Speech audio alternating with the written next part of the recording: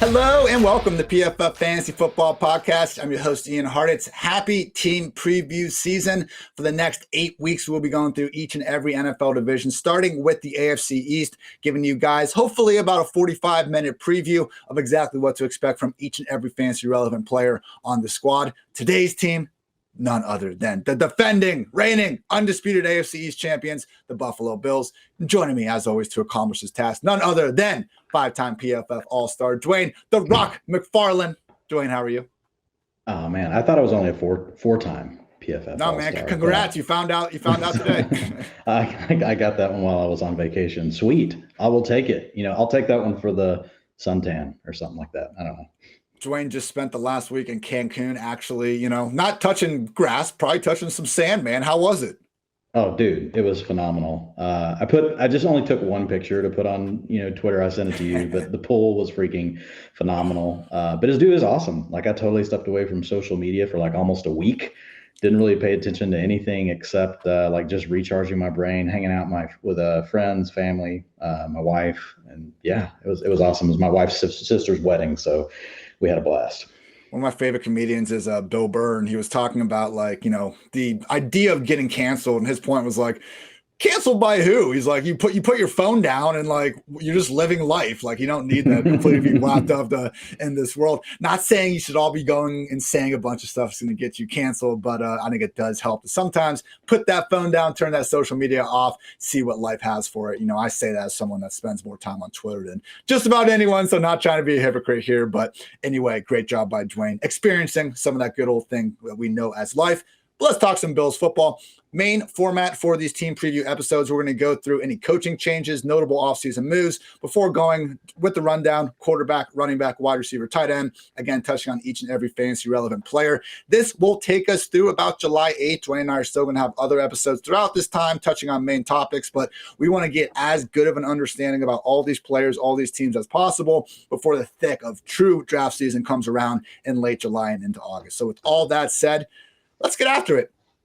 Big thing with the Bills is the continuity. They've had this ever since Sean McDermott took over. He's back for his 6th season, as is defensive coordinator Leslie Frazier. Brian Daboll was there the entire way, but this will be the first time they don't have, that holy trinity intact. He is now the head football coach for the New York Giants. Not expecting much of a change, though. His replacement, Ken Dorsey, has spent the last 3 years as Josh Allen's direct quarterbacks coach. So, Dwain, when we look at the Bills, they've passed the ball more and more as Josh Allen has progressed. Makes sense. 24th to 11th, and most recently 3rd in pass play rate in non-garbage time situations. Last year, they also ranked 9th in situation neutral pace per Football Outsiders. So going from Daboll to Dorsey, I don't think we have much of a reason to expect much of a change. This looks like an offense that's still going to be throwing the ball all around the yard and moving at a pretty fast pace while they do it. Yeah, I don't think there's much reason to think there'll be a change with Ken Dorsey, who is also, he played quarterback in college. So I think he went to your buddy Duke Johnson's university. How'd that championship go against the Buckeyes, right? Is that yeah, game? was that the McGahee game? It might have been. It might have been. But yeah, I think we'll pretty much see the same thing. I think the thing, the high level with the Bills, what you're getting is a team that runs a ton of plays. Last year, 67.1 plays per game in regulation. So exclude overtime. We can't really predict which teams are going to have overtime, which ones are not. So that was 3.7 plays per game above the league average. If you look at them over the last 3 years, they've been above the league average every year. You hit on some of the neutral stuff, but like trailing, they're plus 4% in pass rate, close games plus 11% versus the league average in pass rate. And even when they're leading, plus 7% pass rate versus the NFL average. So I think we're going to see a pass heavy team. I think as we get into the personnel, it will be interesting to discuss, do we see as much 10? I think we're going to see a ton of 11 personnel. But, I think there are questions at the receivers behind Stefan Diggs. So we'll get to that in a minute. So I think we could see a slight shift, maybe a little less 10 personnel. Maybe they mix in more 12 personnel, picking up O.J. Howards and things like that. Or maybe even getting the backs a little bit more involved, even getting 2 of them on the field at the same time now that they have James Cook.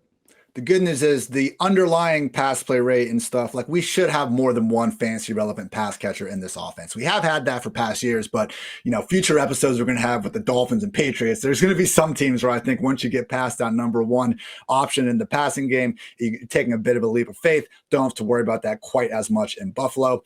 Going to quickly run down the relevant offseason moves at quarterback, running back, wide receiver, and tight end. Last year's backup quarterback, Mitch Trubisky, now with the Steelers. Case Keenum was acquired by trade to now be the number 2 behind Josh Allen. At running back, Matt Breida out of the picture, signed with the Giants, replaced by Duke Johnson on a minimal 1-year, $1.2 million contract. Cole Beasley has been released. He is still a free agent. Emmanuel Sanders remains a free agent. Jameson Crowder came in on a 1-year, $4 million deal to presumably work as the offense's new starting slot receiver. Also have tight end O.J. Howard joining the crew via a 1-year, $3.5 million contract, seemingly going to work as the offense's number 2 tight end. In the draft, Dwayne, you mentioned it, running back James Cook at the end of the second round also took 5th round wide receiver Khalil Shakir. So we'll talk about those, in-depth moves a little bit more when they're relevant. Just wanted to catch everyone up. It's a long ass offseason. Dwayne, I was talking about like Jacoby Myers yesterday and just tweeting about it and shit. And someone throws Devontae Parker out there. I was like, oh my God, I forgot about that one move. So yeah, 32 teams, and we've had about 3 straight months of constant transactions going.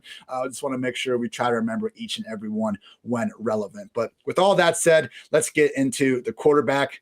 Just this stretch that Josh Allen is on, I want to make sure people realize how incredible it truly is, because fantasy football points, even if you think that they're better stats, it's a good accumulation of yards, touchdowns, the same sort of metrics that non-fantasy people usually use to try to diagnose how good someone is. Fantasy points is just a nice cumulative stat to try to combine all those things. And Josh Allen, being the reigning overall QB1 in fantasy football, defended it 2 years in a row, first quarterback to pull that off since Dante Culpepper did so in 2003 and 2004. I spent a lot of time, shout out Pro Football Reference, going through every single year, Dwayne, of the last 50 years to find the only quarterbacks to be 3 straight overall QB1s of fantasy football. Steve Young did it from 1992 to 1994. Brett Favre did it from 95 to 97. If Josh Allen can get one more year with it, he's going to be in that group. I think he's both of our overall QB1s, Dwayne. It's just the ceiling he has from a passing yard and rushing yard standpoint. We've talked about this. Really, the only guy I think you could somewhat envision having a bigger overall year if everything goes right is Kyler Murray.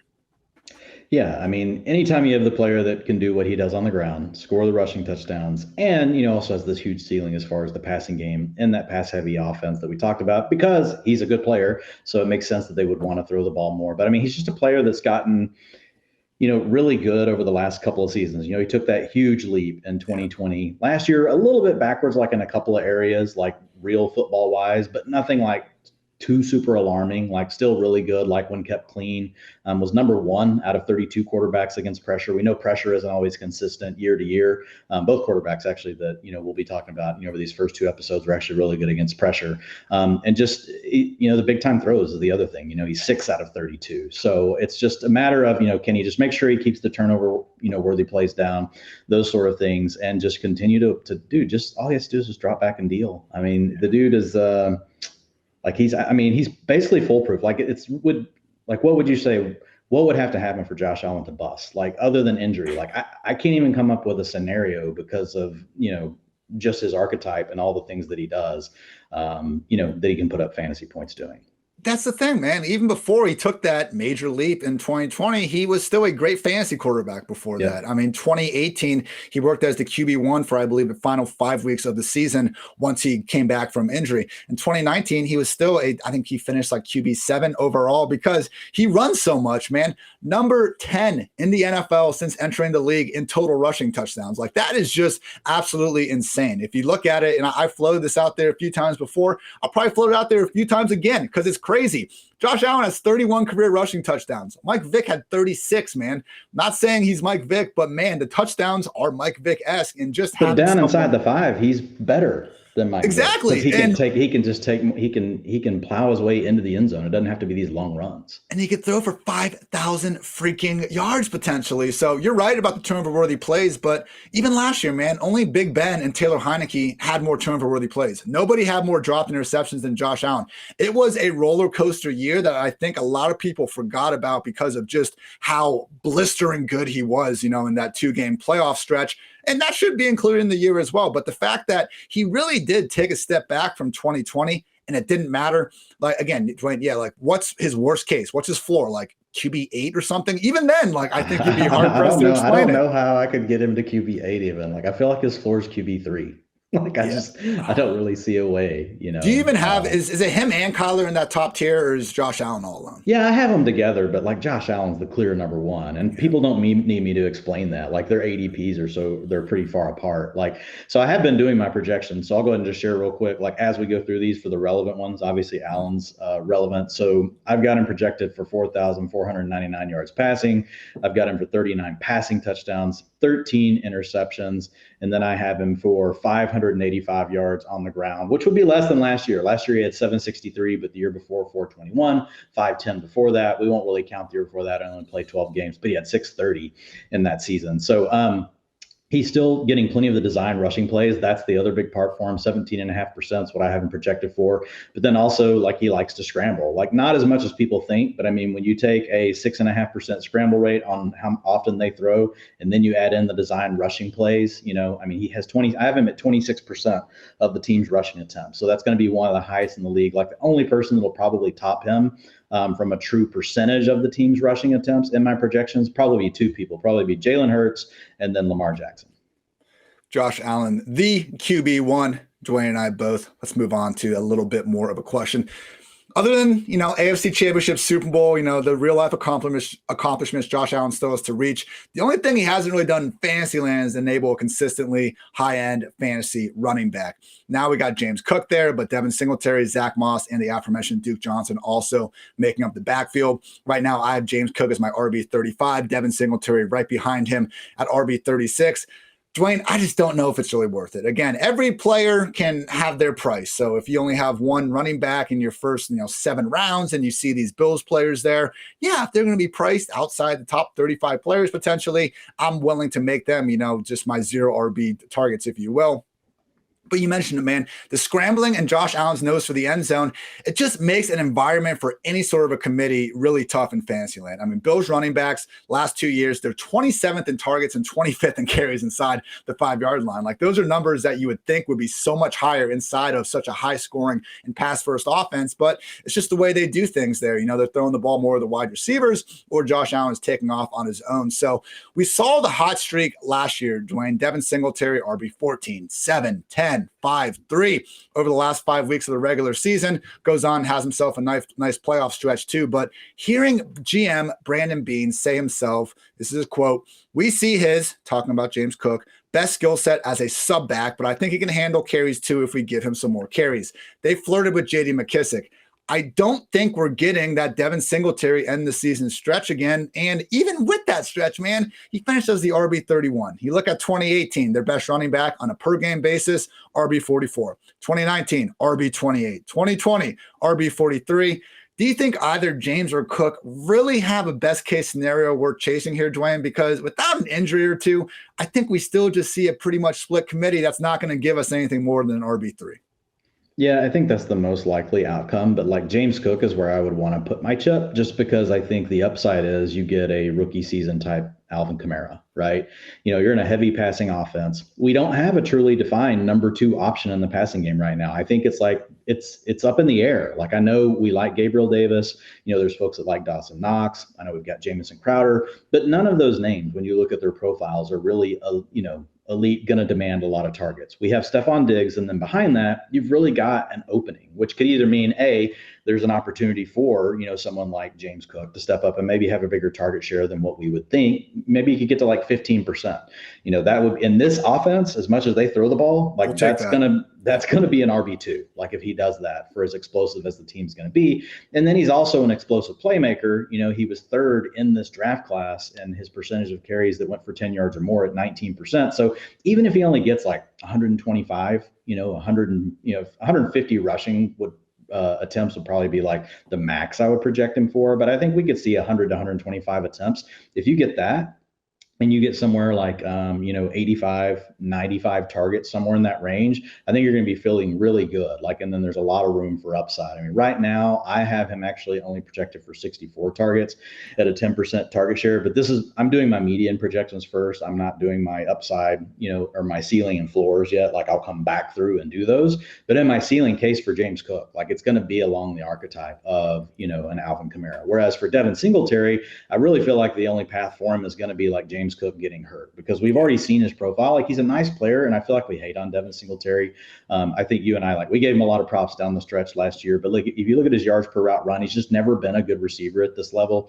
0.6, 0.85, 0.72 targets per route run, well below the 18% average for NFL backs at 13%, 15%, and 14%. So he's nice on the ground, above the NFL averages in missed tackles force, yards after contact, a lot of things where people probably don't give him enough credit, even in explosive rush rate. He's over the NFL average each of the last 3 seasons. So I think, he's still going to be viable on the ground, but I think what I'm looking for is the player that gives me that high upside as far as explosive plays and could really get involved in the receiving game. And we've seen just how much the Bills really would like to throw the ball. Like, what if they had a back they could just leave on the field and basically say, yeah, we're just going to throw the ball 85% of the time in this game, and we're just going to see how that goes. Like, there are a lot of different scenarios, and they may feel like outliers, but I feel like the biggest upside is really sitting with James Cook outside of an injury, which would just really reopen the door for Singletary, because Zach Moss, Singletary just took the job from Moss last year. So I don't think we really have to worry about Zach Moss anymore. Duke Johnson, we like him. I know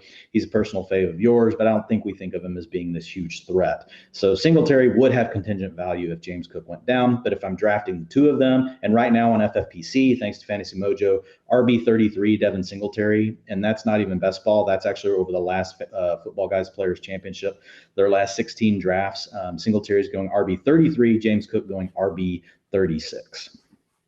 I'm seeing similar stuff from Underdog, who we can now probably start to use a little bit more again for relevant ADP, given that we are now in the post-draft era. Singletary still carrying that RB33. James Cook just a little bit lower, RB35. I am with you, Dwayne. I got James Cook over Singletary. I will not be buying Singletary at that price.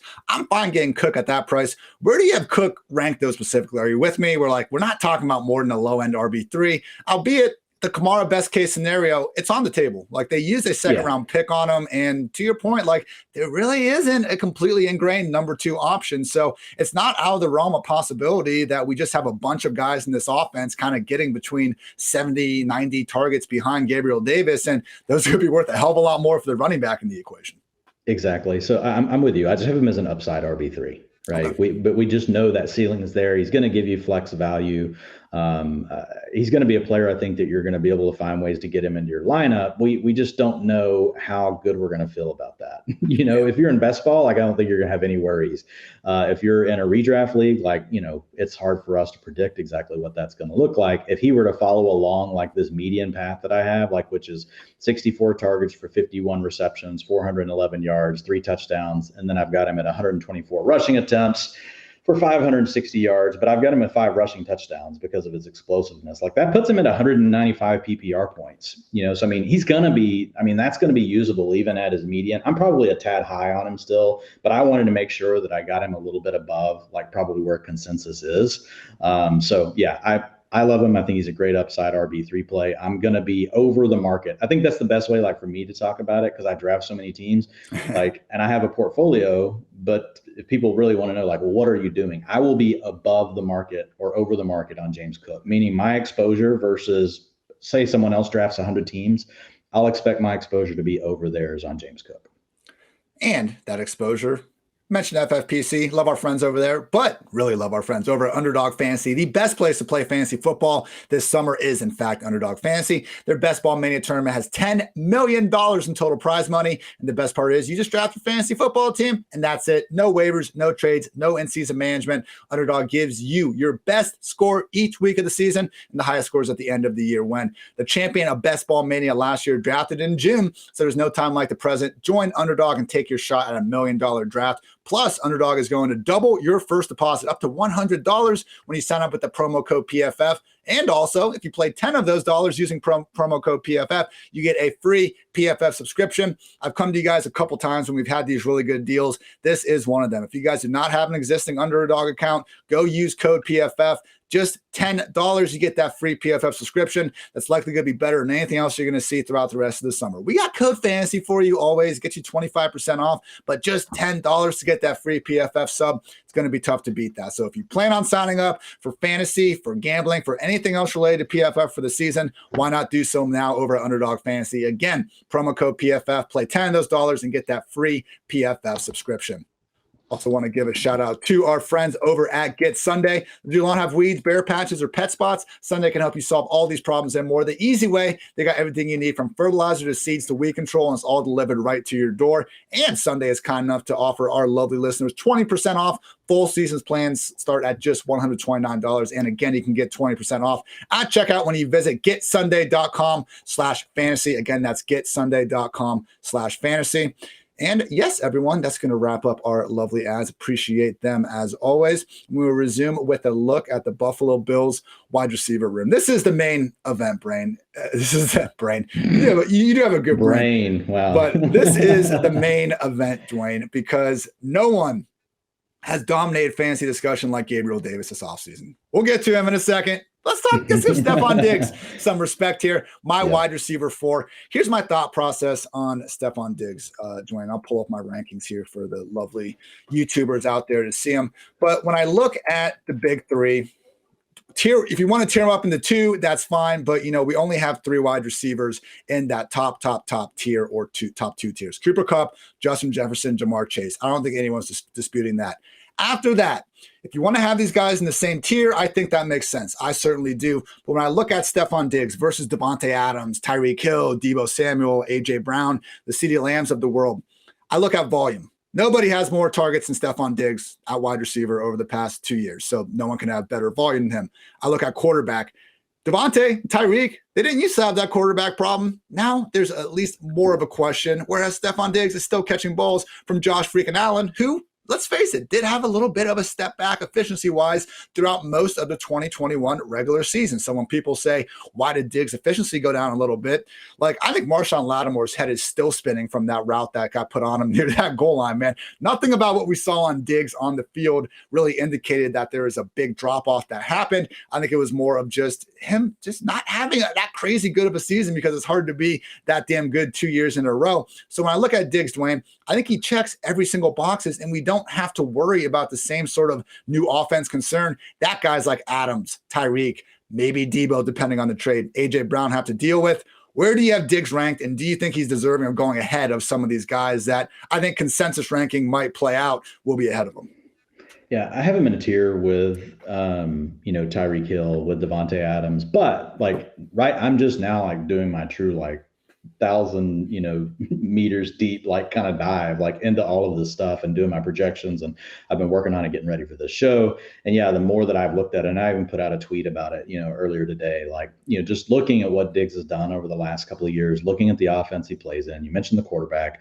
There's a scenario where he still finishes as the wide receiver 1. Yep. It's not even a stretch to say it, but it's not just having a wide receiver 1 season. He can have one of these really huge seasons. If you look around him, we'll talk about the other guys in a minute. I'm not trying to spoil it, but look, these guys, they're adjusted market share, so adjusting for games and time missed and all that stuff. He does, man. The rest of the Bills receivers, I'm sorry, they're average to below average. If we're just taking their profiles, not to say they can't get better, they can't have a good season. There are actually some silver linings for these guys, and we'll talk through it. But overall, compared to what Devontae Adams dealing with Hunter Renfrow and Darren Waller, Stefan Diggs has less target competition. We look at Tyreek Hill, he doesn't have a Jalen Waddle. And so all the other things that we already mentioned on top of that, you look at Deebo, we've already talked about him multiple times in the offseason. You got to deal with Brandon Ayuk. You got to deal with George Kittle. So really Diggs is not dealing with any of those things and is in a better offense for a receiver, especially in PPR format. So yeah, I think Diggs is going to end up jumping up to my wide receiver 4. I'm actually toying just putting him in the tier, just putting him in that first tier, with the other guys. I feel that's you said it. He checks all the boxes, man. Yeah. We don't have to over explain it. But when you look at it, his adjusted target shares over the last several seasons, he's got a 23%, 27%, 21%, 25%. He's always above the 20%. It's usually towards the middles. And in an offense like the Bills, the cool thing about it, even if you're not a 30% person, 25% can be a huge season in this offense. But if somehow Diggs does have a 30% season, dude, he's going to finish as the wide receiver 1 overall. If he has a 30% target share season in the Buffalo Bills passing offense, he's going to finish as the top receiver in the league. Yards per route run, all those things all look good. Targets per route run. The biggest thing for him last year, he just had a slight, bump down in routes. And I think that the Bills honestly are a little less less depth, in my opinion, now at receiver. And so I don't think they'll be able to keep, Diggs off of the field. It's kind of like they were rotating guys just to keep them healthy. I did see that Diggs had I remembered he had gotten hurt in preseason. So I went back and I was looking at that, and it didn't seem to be bothering him early in the year, but I do wonder, he had a knee injury that kept him out of training camp for a while. Is that something that potentially lingered through the season? A lot of times we never hear those things, Ian. We never hear like if a player was battling any kind of slight injury. So I saw some people saying, oh yeah, Diggs' year 2 years ago was really a fluke. And I'm like, well, you just need to keep looking further back, because like the dude, from all the underlying metrics we care about, like he's been blowing them up, year after year. This will be year 8. He'll be 28.8 years old when the season starts. So, I mean, he's still well within the prime. I love it. Yeah, we're not too worried about the wide receivers until they get that 3 starting off their age number. So love Stefan Diggs, the wide receiver 4. Heard it here from Dwain and myself. Let's get to Mr. Gabriel Davis. 2 seasons, Dwain, 2 professional seasons. He's got 18 touchdowns. He just turned 23 in April, has not commanded even 65 targets in a season. He could double that amount this year, feasibly. Maybe not. Maybe they just decided to spread things around. But every single offseason move so far has gone right for Gabriel Davis. From Emmanuel Sanders not being re-signed, Cole Beasley leaving the picture, replacing Cole Beasley with Jameson Crowder, the only wide receiver they drafted took until the 5th round, and Khalil Shakur. Maybe he can work on the outside. He looks to project more as a slot receiver, though. Either way, it's not enough draft capital to think that Gabriel Davis' starting spot is at true risk based on Shakur. Maybe he'll surprise, but everything we've seen, Dwain, has looked fantastic for Gabriel Davis. We talked about him before the draft being overvalued because the assumption was all these things were going to go right. Well, they have. So are we in on it? Gabriel Davis, upside wide receiver 3, because looking at this offense, man, we talked about how pass heavy it is. We talked about how good Josh Allen is, all the underlyings.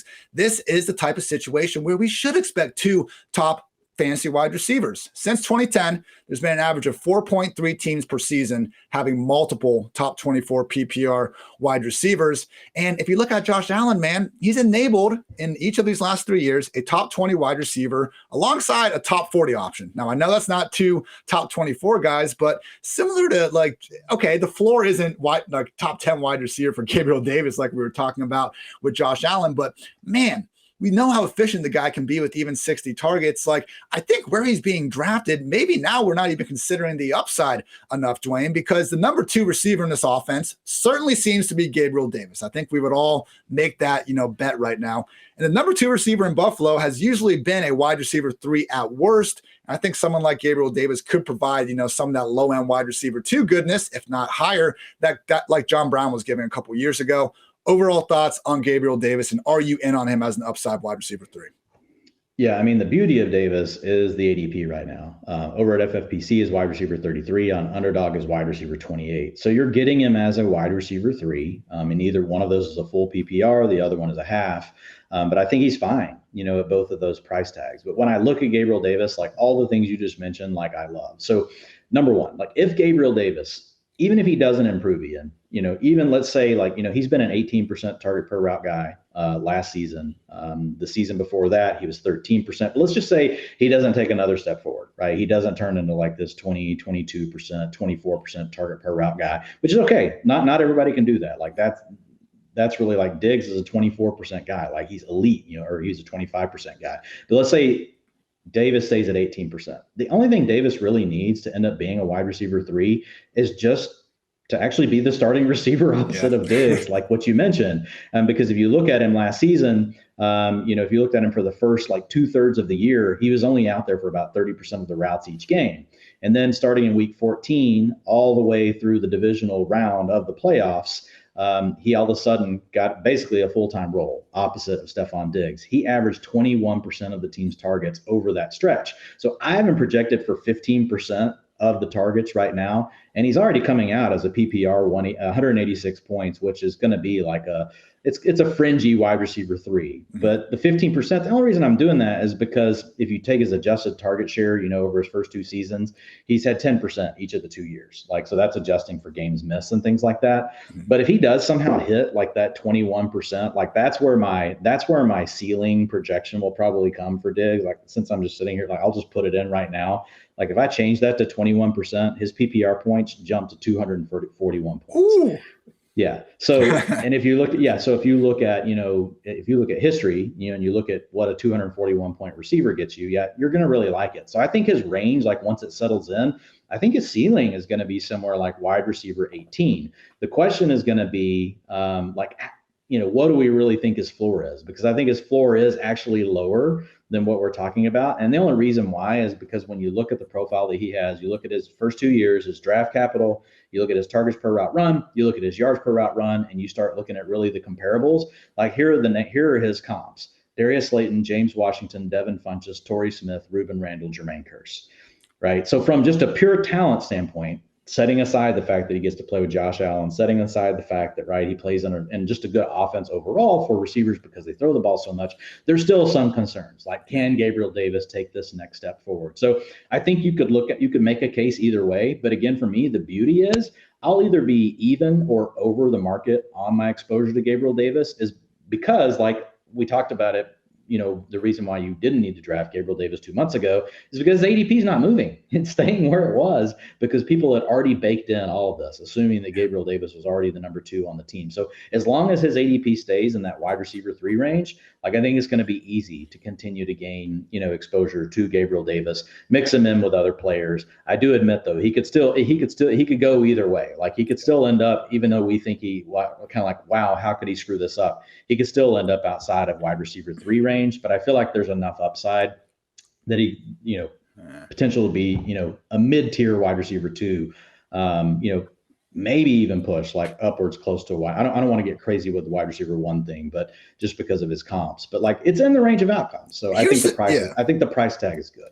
I think once you look at the wide receiver group as a whole, it's just tough to be overly confident in someone else working as the number 2 ahead of him. And I think based on what you were saying before, like if he can just get the routes to that 80-90% range week by week, he doesn't even necessarily need the big boost in the targets per route run for him to actually see a bunch more on the season as a whole. So if there was even a chance that he was going to have his outside reps rotated with someone else, I'd be concerned. But Dwain, if anyone has that concern, I think it's Jameson Crowder. This is the other big question here. So I think we're both ahead of the pack on Gabriel Davis. I have him wide receiver 25. You have him in that range as well. And based on that ADP right now, we are buying Gabriel Davis to the freaking moon, people. Let's figure out if we want another guy here. Last year, Cole Beasley was one of my favorite late round guys, and he ended up cashing in on that just fine. Didn't win me any championships necessarily, but I believe he finished as a top 40 wide receiver. And because of all the COVID stuff going on, like he was basically free at the end of drafts, even though he was someone getting 100 targets from Josh Allen.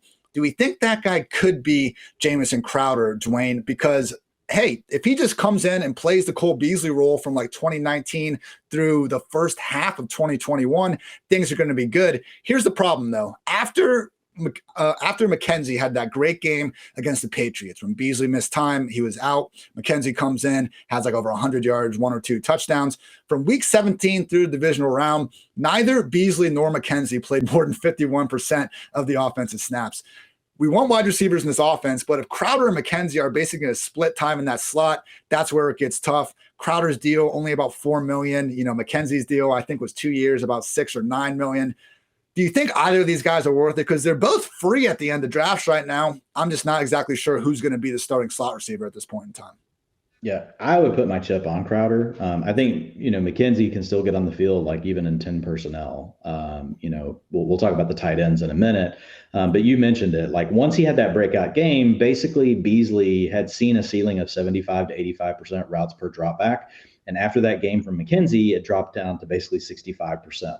So when you're playing slot and you're in Buffalo, it's okay because they run a lot of 11 personnel, but now all of a sudden, if you're giving away 20% of your routes to 10 to 20% of your routes to someone else like McKenzie, it really does hurt your fantasy value. The thing I'll say with Jameson Crowder, like from a historical standpoint, I mean, he's going to be 29.3 years old. So before we get too crazy about him being old, he's going into his 8th season. I mean, he's almost the same age as Stefan Diggs. Diggs 28.8, season 8. 29.3, season 8 for Jameson Crowder. And Crowder's adjusted target shares, over the last 3 seasons, 17%, 22%, 23%. Yards per route run, he's got a 1.7 and a 1.58, which is not bad as a slot receiver. It's not elite like, an over a 2. But if you look at him from a pedigree standpoint, like he really has more than any of these other receivers behind Stefan Diggs. So it wouldn't surprise me if Jameson Crowder ends up being the number 2 receiver in this offense. Like if Gabriel Davis can't get things going, even though he's getting to play more, working outside, he's vertical, he's stretching the field, I think there's a chance Gabriel Davis turns in to Marquise Valdes-Scantling, right? The Donovan Peoples-Jones kind of guy, like playing outside, he's still going to get some big plays, but can he truly master the route tree and work his way into, seeing more of the targets? Even though he's going to see more of those routes, I still think there's a chance that a guy like Crowder could outdo him. So for me, with Crowder, I'm going to be above the market, like on what I'm going to own with him. And a lot of times with a guy like this, like you don't necessarily want to buy into like low ceiling assets, but there's an outside chance Crowder ends up as the number 2 receiver in this offense. And if you are the number 2 receiver and you do have this proven track record like him, I think he could come through like in a really big way, even potentially more than what we saw with Beasley. Not saying that he's better, but like we've got less, there's less talent like in the pool, because I mean, we don't know what to think about Shakir. He's a rookie, like you mentioned, he's a 5th round pick.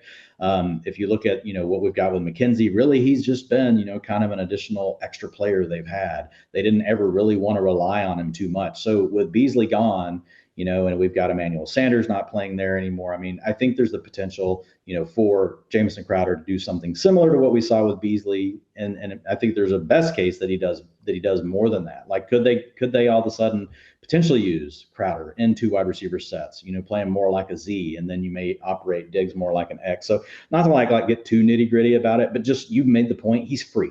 He's free at the end of drafts right now. He's going as wide receiver 66. That's too low. Even if he's the wide receiver 3 on the team, like that's too low for what you want from Crowder. And I think he actually has a little bit more upside than what people think. But what you mentioned is true. Like you could very well end up not being able to use him very much because they're splitting those slot reps between him and Isaiah McKenzie. That's totally within the realm of possibility.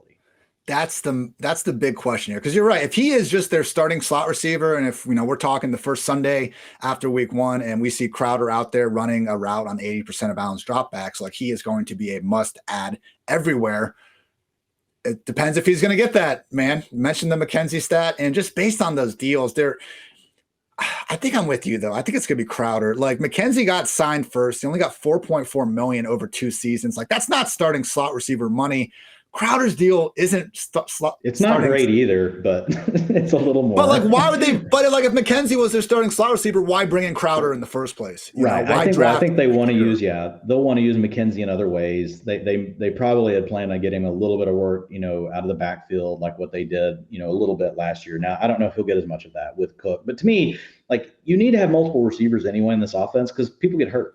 So that's the other thing we forget sometimes when we see these teams sign other players, like they're also playing the long game of a season, knowing that, wow, they do think Crowder's their starter, but if he went down, McKenzie, until then can contribute, play in 10 personnel, do some other things, play some special teams.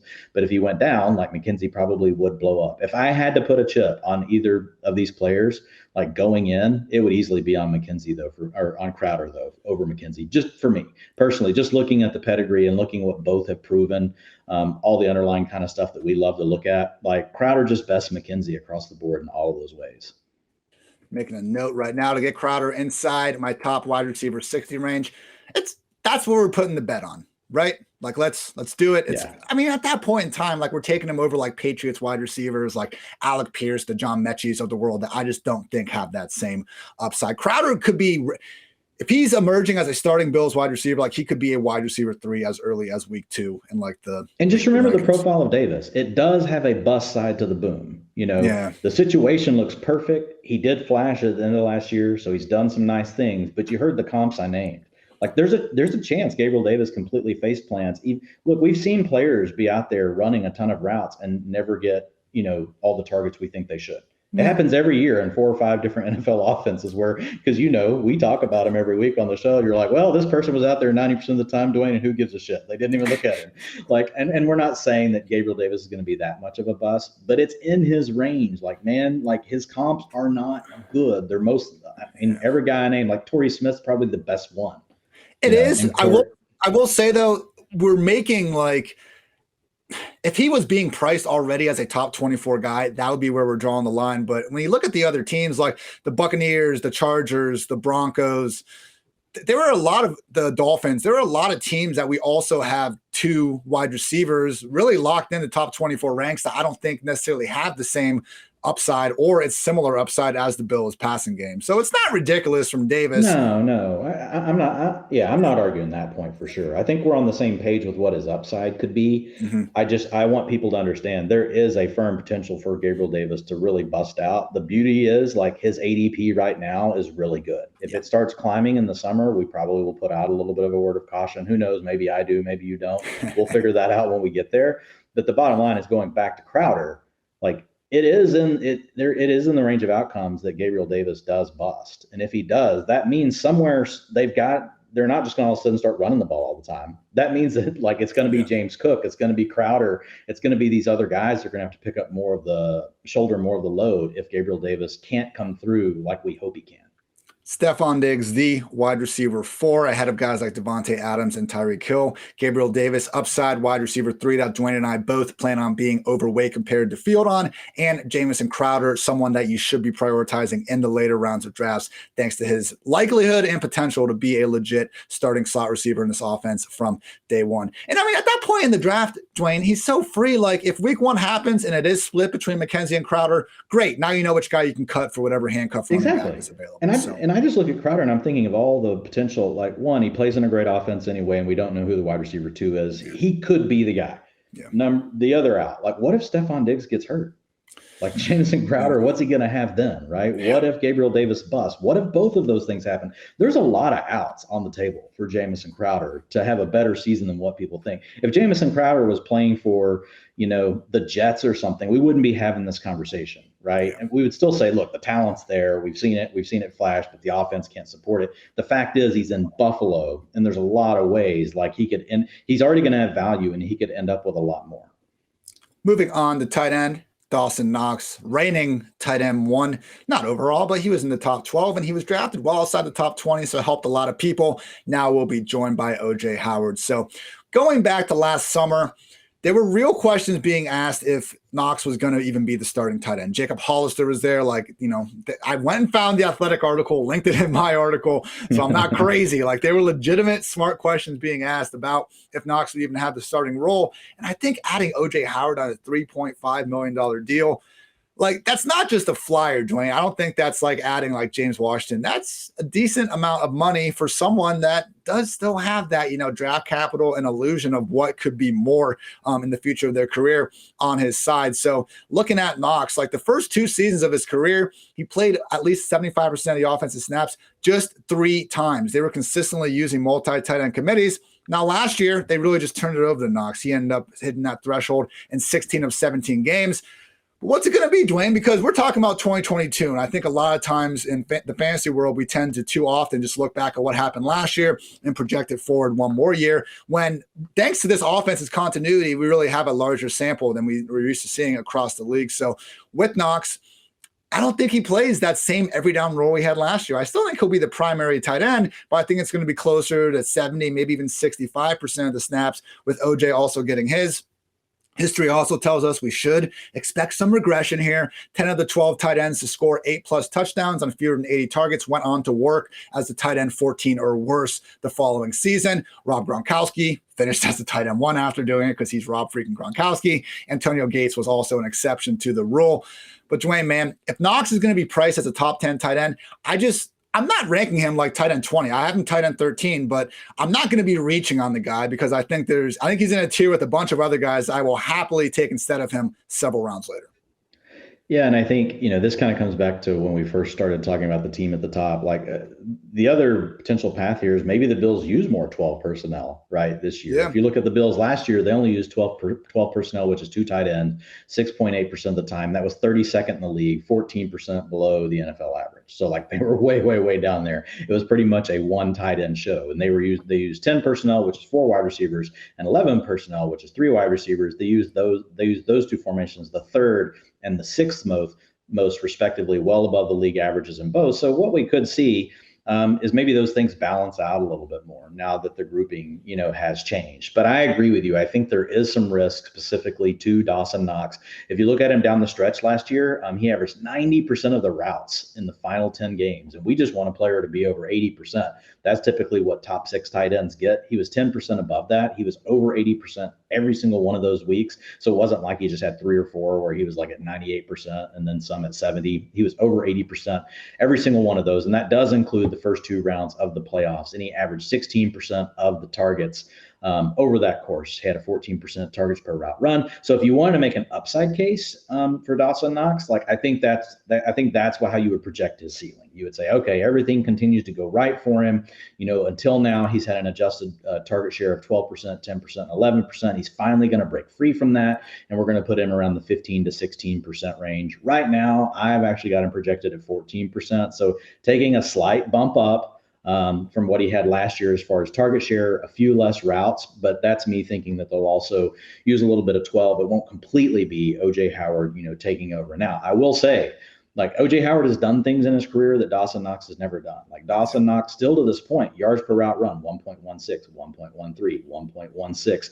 He's still well below. So just the average tight end in the NFL is a 1.39. The average. If you look at a tight end a top 3 tight end, it's 2.18. He's nowhere close. You look at tight ends 4 through 6 over the last 10 years, a 1.86. You look at tight ends 7 through 12, and this is all PPR, a 1.59. So really, Dawson Knox is not sniffing any of those things. His underlying efficiency in the targets per route run, he's also well below where the league averages are 23%, and 19% for those same groups, top 3, 4 through 6, and 7 through 12 at the tight end position. He's below those at 14%, 18%, and 15%. So it's kind of like the offense is carrying Dawson Knox along. He hasn't necessarily stepped forward and emerged. The same risk that we haven't seen Gabriel Davis long enough to know, is he going to suffer the same thing as Dawson Knox, right? He's going to be fine because the offense is good, but he's not really going to take that next step forward.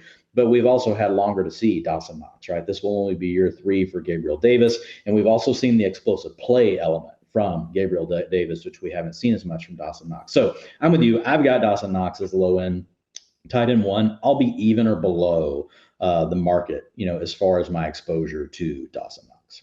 The big difference to me is just that presence of Howard. Davis, yeah. I don't consider Crowder even that similar competition. Right. O.J. Howard's getting more money this year than either Crowder or even Isaiah McKenzie. So that's just the problem. And Howard has a 2.39 yards per route run season, to his name. I mean, he's got a 2.23. He's got a 1.85. He's actually done better in targets per route run than any season that Dawson Knox has had. You would like to think.